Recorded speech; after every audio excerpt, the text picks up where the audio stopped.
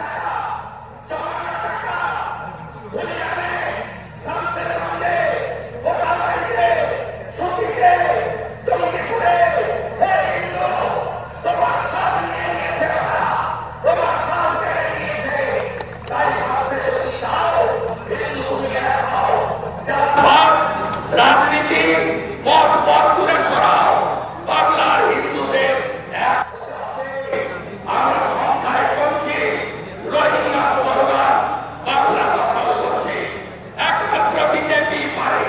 BJP 20টা তাই আসামে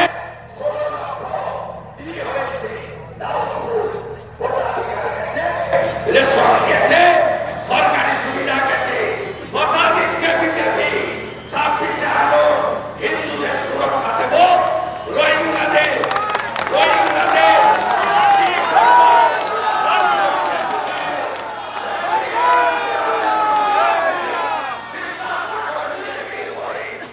আমি আমাদের রাজ্য সভাপতি আগামী দিন ঘোষণা করবেন কর্মসূচি। আমার কিছু প্রস্তাব তাকে দিতে চাই। আগামী দিনে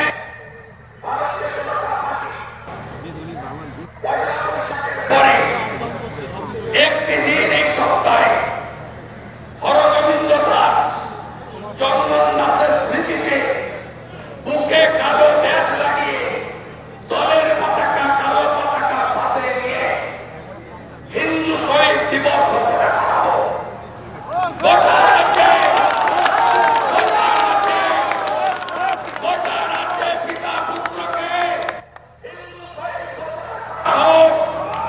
আমরা বিজেপি আজকে করে 26শে পিতা পুত্রকে আমরা সরকারি সম্মান দেব, সরকারি সম্মান দেব।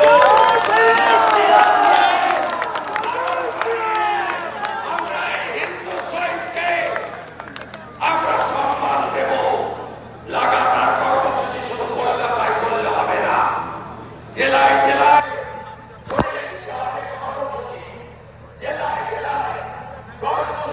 দিতে হবে, লাগিয়ে দিতে হবে। থানা কেন্দ্রে ব্যাপক কর্মসূচির মধ্য দিয়ে আমাদের এই লড়াইকে আরো এগিয়ে নিয়ে যেতে হবে।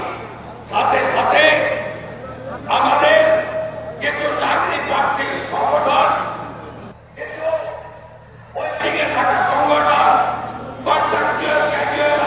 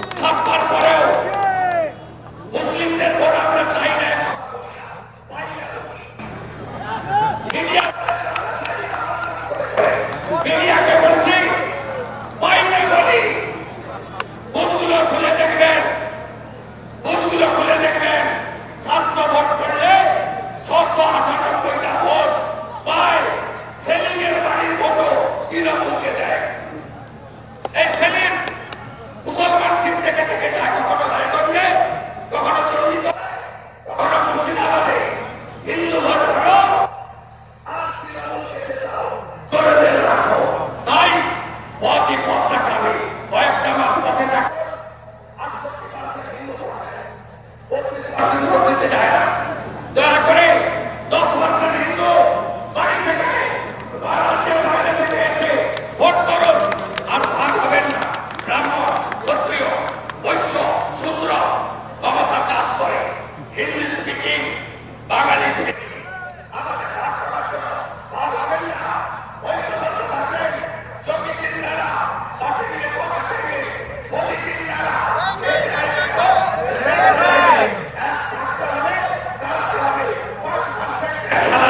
40% আছে, 5% হিন্দু করুন, দাঁড়াবো।